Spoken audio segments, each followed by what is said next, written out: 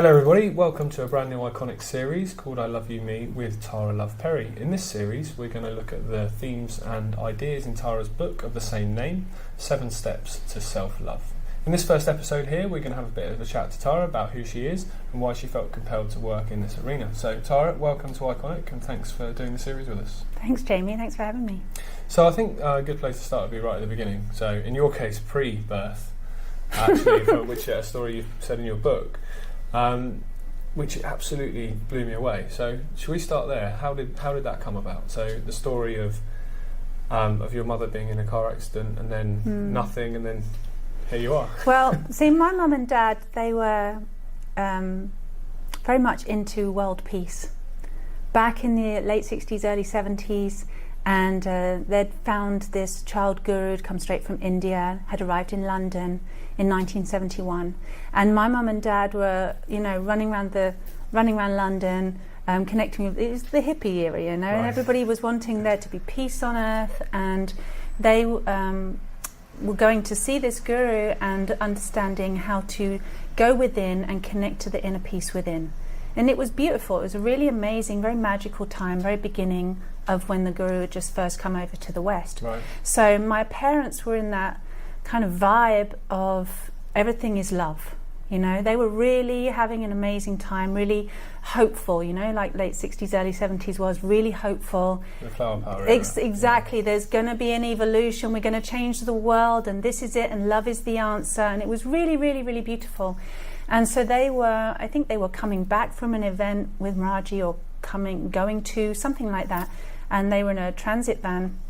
My dad was in the front with 2 guys, and my mum was in the back with a bunch of other people, just, sitting on the benches down the side of the transit van. You know what it's like. Yeah.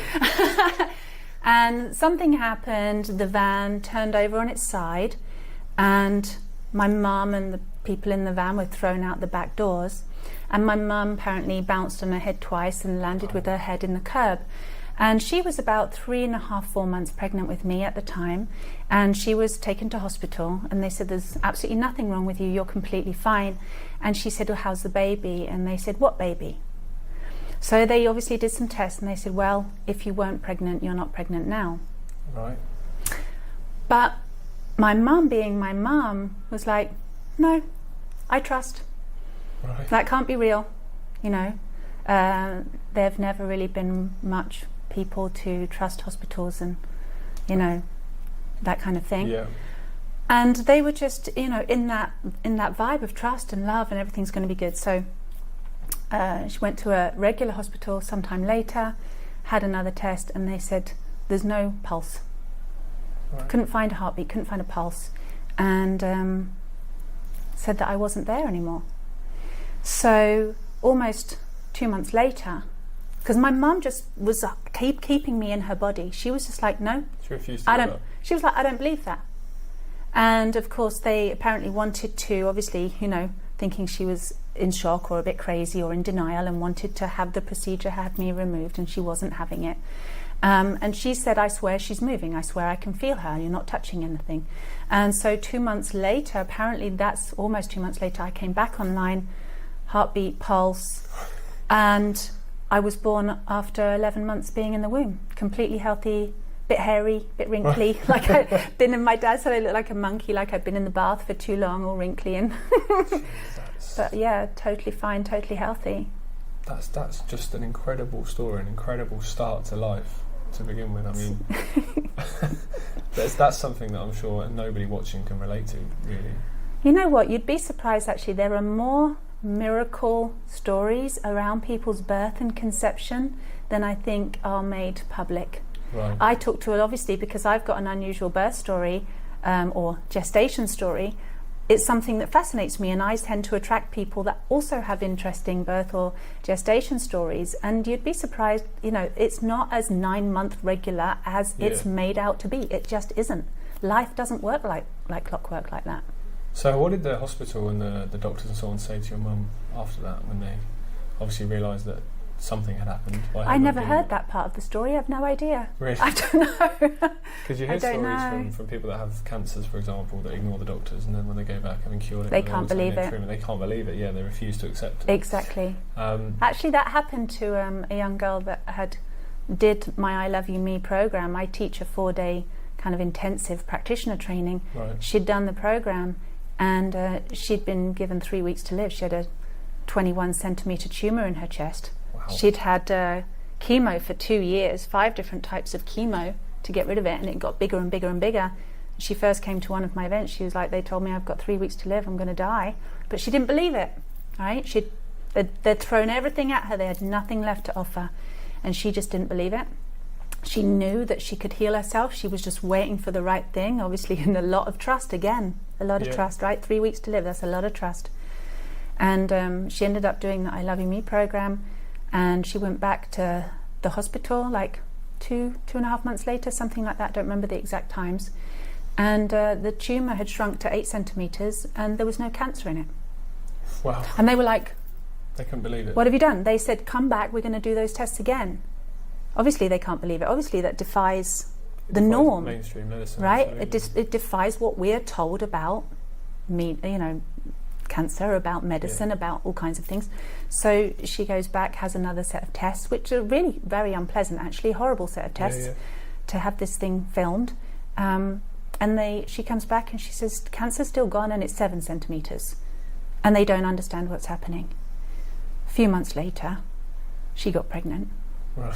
They said she would, if she lived, she wouldn't be fertile. She actually met the love of her life, literally, within a very short period of time. Got pregnant, had a baby, beautiful, happy, healthy mum, healthy baby. Completely defied it. Because infertility is a big side effect of chemotherapy and radiation. Exactly. That just destroys everything, or tries to destroy everything. Exactly. Well, they actually said, let's freeze some of your eggs, just in case it all works, and then you can still have a child. And then they said, well, we can't find any eggs. So they couldn't even freeze the eggs because they couldn't find any. I don't even understand how that works. But, that's what they told her. I think every time alternative health, I was saying to you downstairs that alternative health is something I'm massively fascinated because I think just that little area of society, you hear stories like yours, you hear stories like that, lots of other stories involving cancers and very, very serious conditions. It just makes you realise that we actually know nothing. We actually know nothing, which for me, unlike a lot of people, I find that really exciting. Yeah. Because I think throughout history we've had an evolution. Well, if you believe in evolution, we've evolved, and things have come, technologies come, cars, all these things, and discoveries. And I think we feel our generation now is, we know everything. That's it. Medicine's where it's always going to be, technology is where it's going to be, science where it's going to be. Whereas I think having the kind of attitude that actually we still know probably 1% of what there is to know is exciting. I think if we're lucky. If we're lucky, exactly. No. Because it means there's so much more to know, so much more to be discovered, so many things that we don't do now that we potentially could do. I find that fascinating and really exciting. I think it's really good for people to remember that we are constantly evolving. There isn't a point where we go, that's it, now we've got this and this sorted, because then we grow, we learn, and we have to stay open, we have to stay curious, I think, like children. The curiosity of a child. Yeah. To stay curious, to not be so full of arrogance and ego to think that we know everything, so that we can learn, so that we can evolve. And the moment I think we cap that and say, no, we're now, playing God, and taking somebody else's wisdom, or as taking ownership of somebody else's wisdom and saying, you don't know, I know, give me your power. Yeah. Absolutely. Give me your trust, give me the control over your life, death, birth, situation. To me is complete madness, it's nonsense, Do you think growing up with the kind of, with having parents with that attitude, growing up with kind of more of an Eastern sort of Buddhist, Hindu kind of upbringing in terms of the way of thinking compared to growing up with a kind of Western attitude, do you think that's the reason that you're interested in these topics, or were from day one, because you kind of had that environment to thrive in? I think it's got a lot to do with it. However, I think it was a mixture, because my mum and dad came from Belfast, so they literally ran from the Troubles. They didn't want anything to do with it. Mum was Protestant, dad was from Catholic families. Oh yeah, wow. Got together, and they were, part of the late 60s scene, the hippie scene, doing what young people of that time were doing in Belfast and going, this is nonsense, this is not the world I believe in. There was that feeling of revolution happening, so they were already looking for answers. You know, my mum talks about my dad pacing around going, I know that there's something more and I need to know what it is, right? There's a truth, there's a bigger truth than this. So they always had that aspect to them. Right. And then obviously running into a 14-year-old guru straight out of India, they're I've just run out of the name. The Hindu, sorry. Yep. So the Hindu culture came with him, even though it was absolutely nothing to do, like it's not a religious thing that he was teaching. He'd received this kind of title, if you like, from his father who had passed over, and he was born in a lineage of masters who would pass on this particular technique for finding inner peace inside. So it wasn't really about the Hindu culture, although, you know, there was, you know, no meat eating, everybody was vegetarian, you sit down cross-legged to meditate. So that all came in. And of course, you know, in the ashram, when my mum and dad were building the ashram in London for him way back in 71. Actually, no, this was 72. So my mum's pregnant with me. Yeah. They're doing up an ashram. And so there was still that kind of environment, you know, give up everything, have no money, be in service to love, be in service to world peace, be in service to truth. So that whole element came in.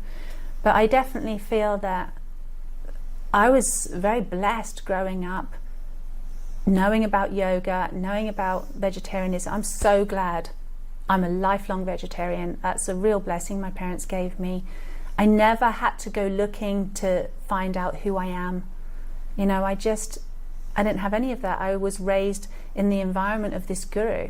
I was having darshan at the feet of this master, even in utero, and then as a very young child, and I would want to go and be in his company. And I don't remember knowing what he was talking about, but I loved being in his company. Right. And I didn't want to play with the kids in the creche. I wanted to be there. It was really amazing. So you think that's the gift that set you off on the journey that you were on? Yeah, and so the vegetarianism was great, the meditation, that was all great, that cultural aspect, but it was really listening and being in that presence of the truth of this master that had, you know, the biggest impact on my life, I believe, definitely. Because when you have an understanding at a young age of what truth is and what truth feels like, and it's very distinct from anything else that was happening around. Like, I love my mum and dad, they loved me, they loved each other, there was a lot of love. But that kind of human love, if you like, feels very different to the kind of love that I felt being in the presence of that master. And I wouldn't even maybe have to call it love. It's an energy, it's a presence, it's a feeling.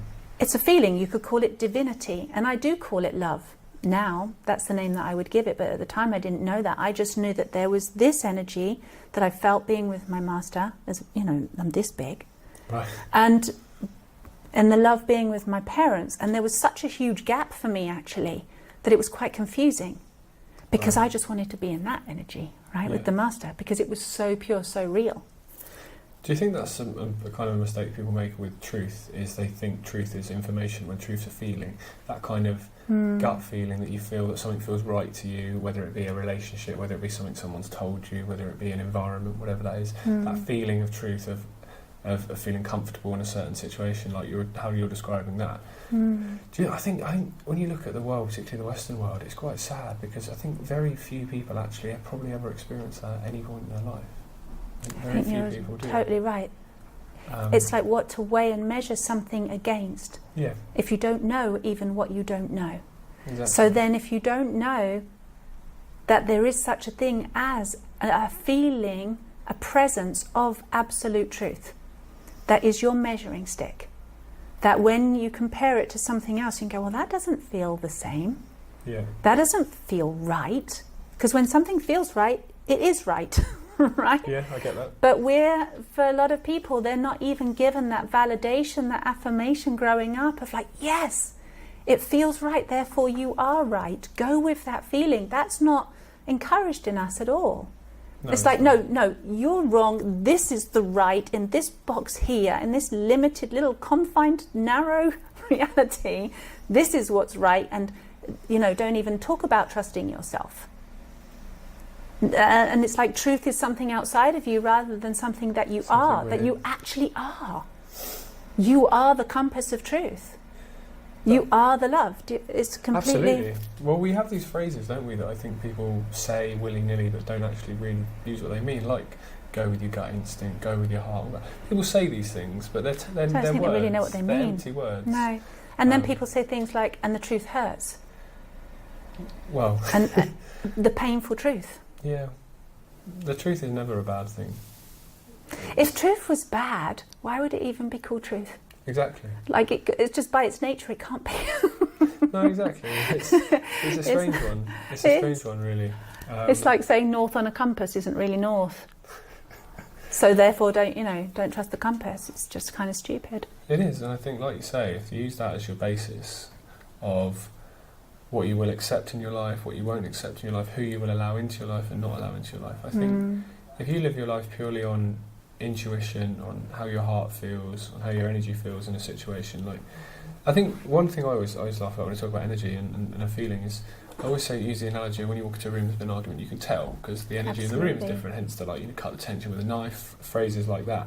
But then when you talk about it one step further, of living your life based on how you feel in a situation, when you walk into a certain area of, I know I've experienced this, when I went to New York for the first time, I walked into an area of the Bronx I shouldn't have been in, as a white person really, and I immediately knew, I immediately felt uncomfortable, I immediately didn't, that kind of feeling that you just know something isn't right, or you know something is right.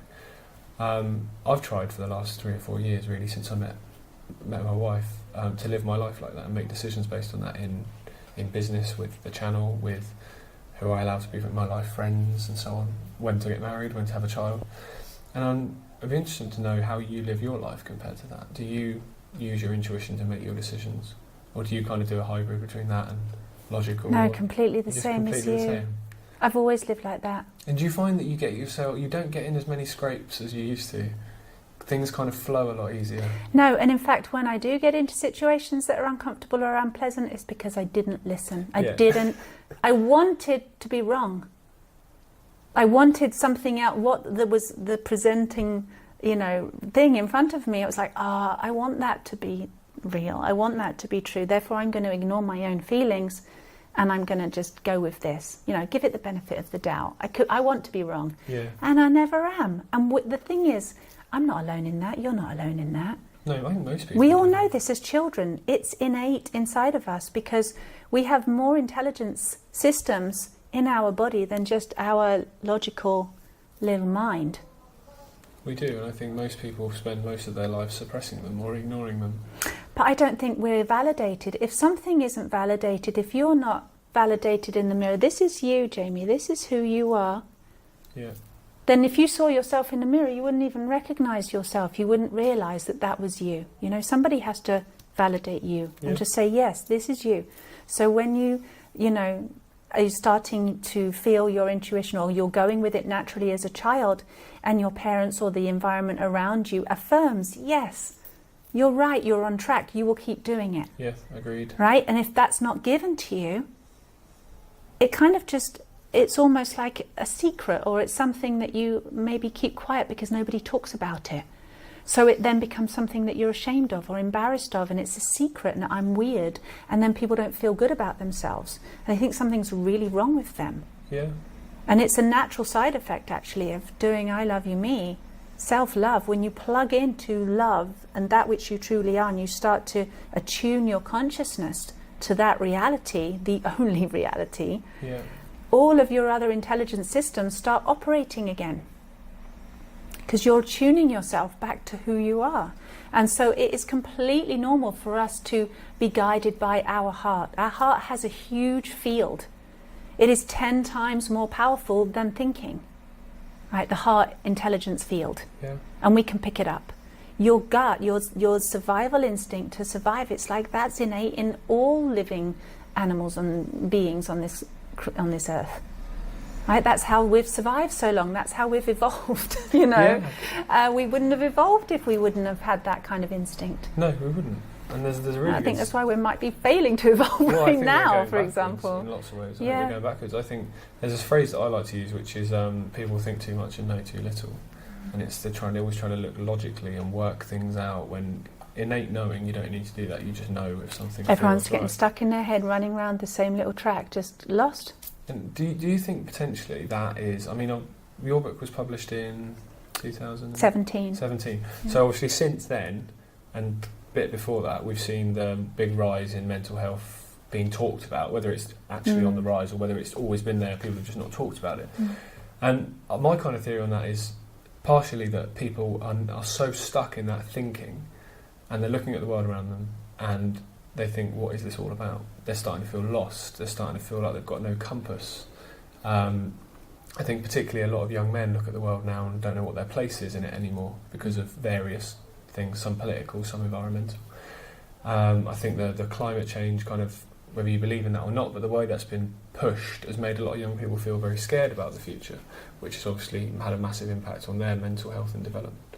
So, I mean, what's your kind of thoughts on that, that the fact that people are so disconnected from who they really are is a big factor in why people feel so low, so lost, and they don't know who they are anymore? I agree, but I also think that it's not a new thing. Right, you just think it's being talked about? I think it's become more prevalent because we have media, right? Because we have more connectivity than we've ever had before. We also have more people than we've ever had before. Yeah. And because when something is suppressed, there's only so long it can be suppressed before it's going to come out onto the surface, and it will be messy and ugly and, not okay. It will be out of harmony. And so it's going to naturally come up. And so after many generations, many generations of, let's say, emotional suppression, do not talk about your feelings. Why? Because your feelings are so powerful. They connect your spirit into your body. They are your navigational system. How can you be a full human if you can't feel or you don't know what you're feeling?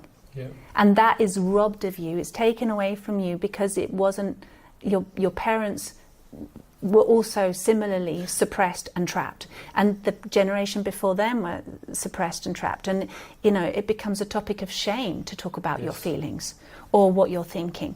And so if you can imagine many generations of that suppression, like keeping a pressure in the body, and it starts to turn in on itself, it starts to decay, it starts to affect the physical organs in the body, because you can't hold that much disharmony in your physical body without it having an effect. Yeah. Right? You can't. No. It's going to have an effect. And so it's going to as well erupt, and it's going to give you trauma in your mind. How can I relate? Because I've got all this secret, shameful, awful stuff going on inside that I have no idea how to communicate about. I don't know what the right words are. I don't know who I can trust to talk to about this, completely isolated in this inner prison. Do you understand? And that building up, and then, and then where to bring that? And it's going to completely short circuit the mind. We're electrical up here, largely. Yeah.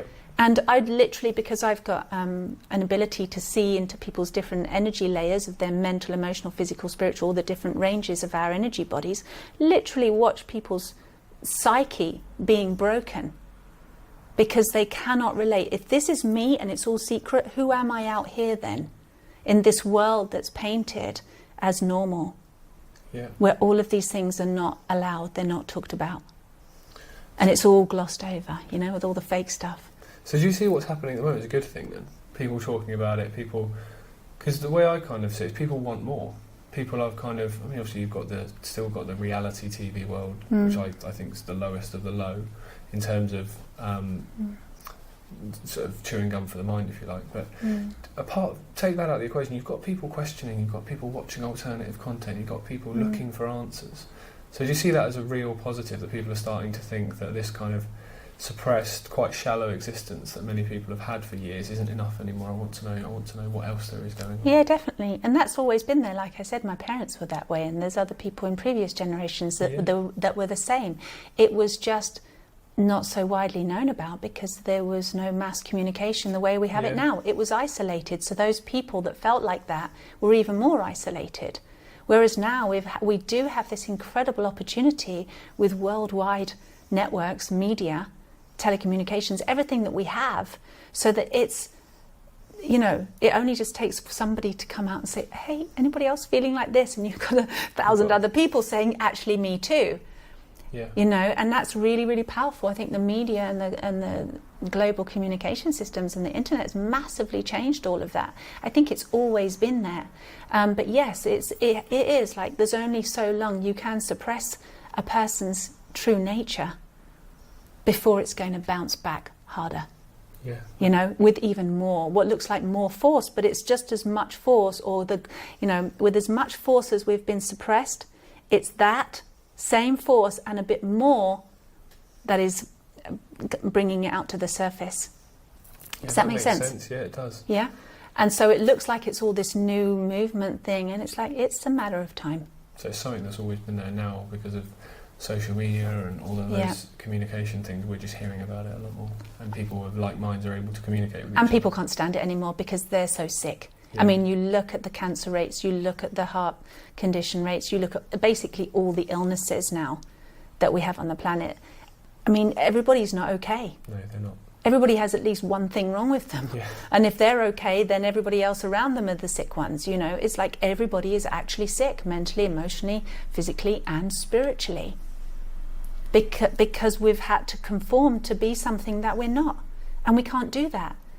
Because truth, by its very nature, has to reveal itself, has to be that which it is, you know. And it says in the Course in Miracles that love will reveal anything unlike itself. So it has to, you know, that love prevails, and if it's being, you know, hidden or, you know, taken away from people, or like suppressed, it's by its very nature of that which it is, it's going to come back out. Yeah. You can't suppress nature. No, I understand that. I totally agree. You can't suppress creation. You can't suppress evolution. It's happening, you know. Do you think, like a time relevant question, really, where we're recording this? You know, you look outside, we're wearing masks, we're in the middle of a pandemic, and it kind of feels like that's to drive people apart. You know, stay 2 meters apart. You shouldn't be scared of each other. Don't interact. Don't talk. Don't go to other people's houses. Don't meet your parents. All those sorts of things. It feels like this is the time for this kind of revelation within people is needed. And I think, in a sense, the lockdown, wherever you are in the world, has been obviously probably very, very troublesome for a lot of people financially, emotionally. But what I've felt personally, it's given me a lot of time on my own to think, to process, to evaluate, to look at the way you've acted in your life, and how, you know, if you had certain situations again, you'd do it differently, and what kind of person do you want to be. And it'd be interesting to know how you'd know that if other people are going through the same kind of thing. I imagine a lot of people are. I think a lot of people are, Jamie, because there is always a silver lining. I think there is, and I think this is the time now that we need to collectively take some responsibility and look at the world around us and think, is this a world we want to live in? Because certain people, if we're going to go down the conspiracy route, want the polar opposite of what you just talked about. They don't want people to feel like that. They don't want people to feel secure and innately connected with their higher self. They want the polar opposite of that. They want people staring at their phones, eating crap foods, drinking alcohol, and not doing anything that makes them look beyond their television screen or the 9 to 5. So I think this time has given people a lot of time to potentially look and think about the way they act, what they want to do, how they want to behave. So I see it as you say, a silver lining potentially to what's going on at the moment. Well, we live in a dualistic reality, right? So whatever apparent dark there is, you're also going to have equal measure of the light. Yeah. That is not going to change. That's how the universe is designed. We live in duality. Yeah. And, you know, there's only so long people can live in the dark, Jamie. They just... it's got a shelf life, you know, it's got a shelf life. And I think that the people that do want to keep everything suppressed and human nature suppressed and controlled and manipulated and whatever, imprisoned and indoctrinated and everything, you know, conditioned, all of that stuff, I think those people are a minority. Yeah. But it's the conditioning over many, many, many generations of humanity. And if you think about it, when have we ever had an enlightened society? Well, we never have really, have we? I don't believe so, you know. And even if we look back to ancient civilizations and ancient cultures, we go, well, they had some cool technology apparently, and they maybe knew some really cool things, but we've never ever on the history of this planet collectively understood who we are, actually who we are, and had that awakening to go, this is what it means to be a human being. That I am source creator energy, I am made of light, I am of absolute unconditional love vibration. Most people don't even know what unconditional love is. It sounds like some mythological thing somewhere, you know, that's not real. And it is that awakening time where, you know, in order for us to understand who we are and have this amazing opportunity, this amazing adventure, this amazing experience of like, isn't it exciting? Because I do have an opportunity to change my life. There more, because we have this because of all of those years of conditioning and suppression and everything that was anti-life and anti our nature. It's like we have to evolve out of that. We have to unravel out of it, and that is an awakening process. That kicks in all our intelligence systems again, and it feels like an adventure. You know, and we wouldn't have this whole spectrum of understanding of who we are if there wasn't all the dark and the black and the heavy and the bad, so that we could actually step out of that and be like, oh, that's not who I am. I don't choose that anymore. I want I want to understand who I really am, and then have the opposite. And also sometimes bad times make you appreciate the good times. Make you appreciate how good. It's exactly how it works. Yeah. You need the contrast, you need the both to understand the full spectrum of life, to understand the full spectrum of who you are and what it means to be a human being. Yeah. So you look at the world, even though right now it doesn't look particularly great, with excitement that we can be the generation to change it, and you think in our lifetime we might well live in a different world. I think we have a choice, because on one hand I can, you know, look at what's going on in America right now and the riots, and it's like, it is devastating.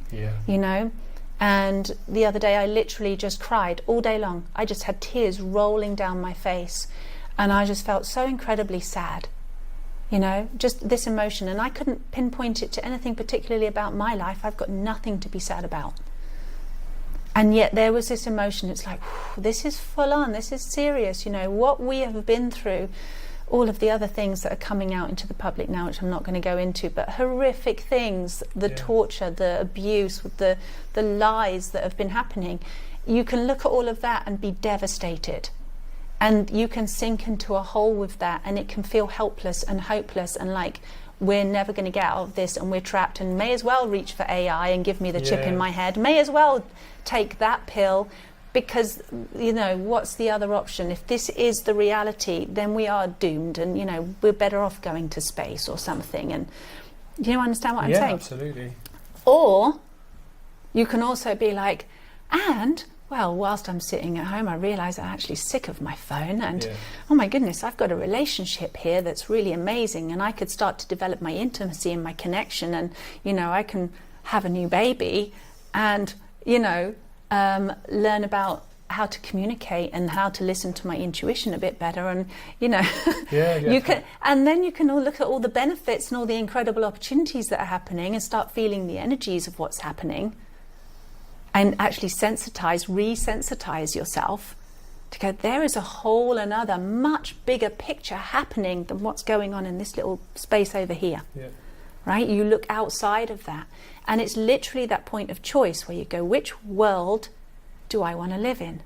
And it's all the same world, but where am I going to put my focus? Where am I going to put my attention? What am I going to create with this? And everybody has that choice, literally everybody.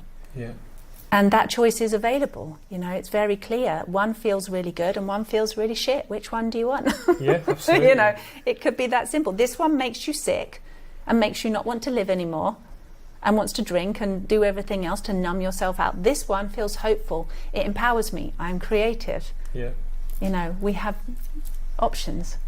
Well, I'm really excited to do the rest of the series and go into the different parts of the book, because reading the book, what I love about the book is that it doesn't feel crazy difficult, if that makes sense. It's like, so not difficult. It's basically like, you know, you can change your life. Yeah. Okay, I can do that. Oh yeah. And the steps are very simple. They're really easy to follow. It's not. It's basically from reading it, I'm thinking it's common sense.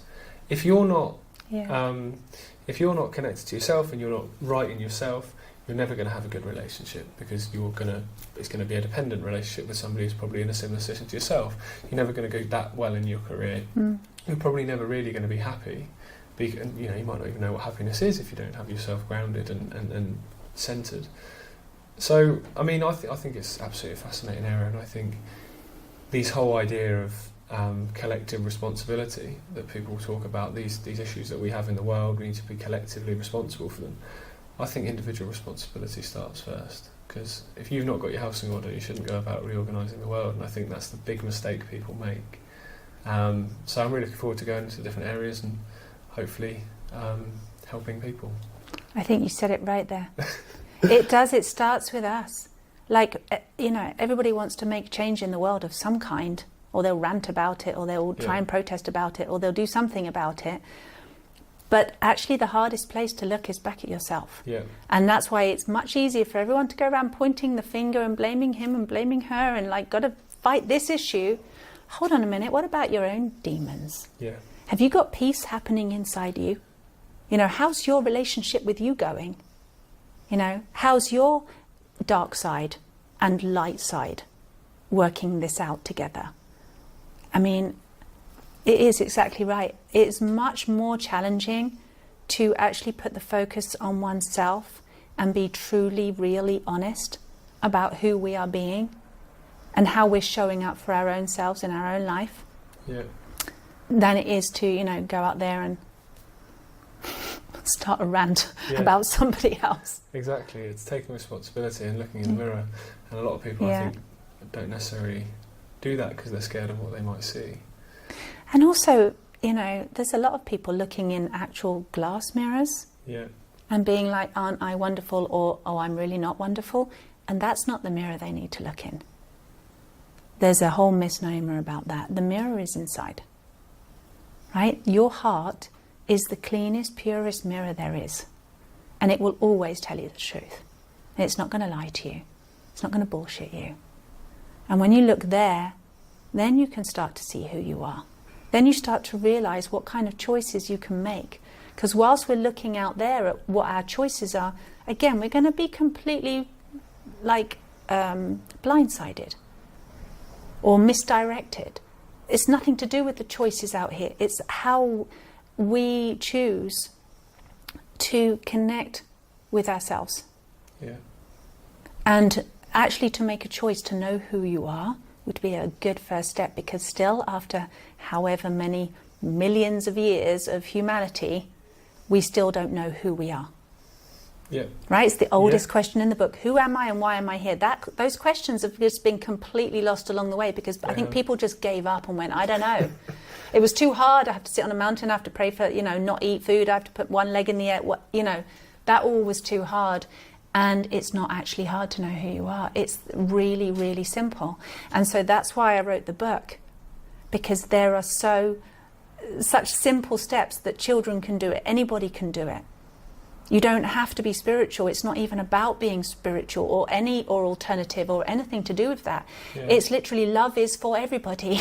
Yeah. Self-realization is for everybody, and it needs to be an everybody thing.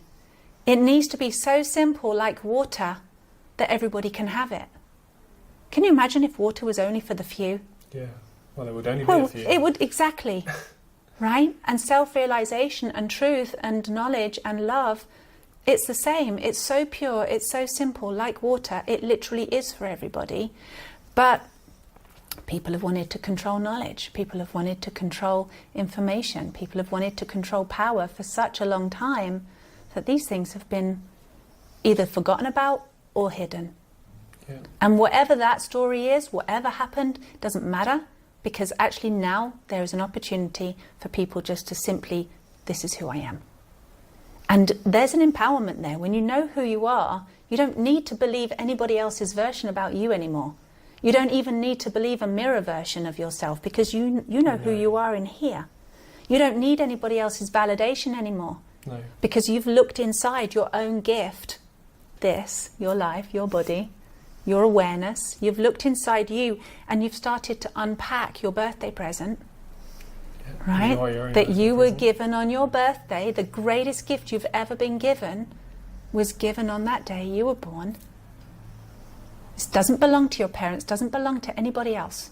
It's your gift. And have we ever really gone inside and looked at our own gift and started to unwrap? And it literally is the gift that keeps on giving. There's no end to it. Yeah. There's layer after layer after layer of beauty and genius and creativity and, you know, compassion and empathy and sensitivity and all kinds of incredible things. And people, you know, while they're busy trying to see who they are in a glass mirror, they're not understanding who they are at all. No. And that's called self-love these days. It is. You know? An airbrush photo. Oh, and it's just like, no, that's not self-love. That's narcissism, and that's sickening, and that will literally make people sick.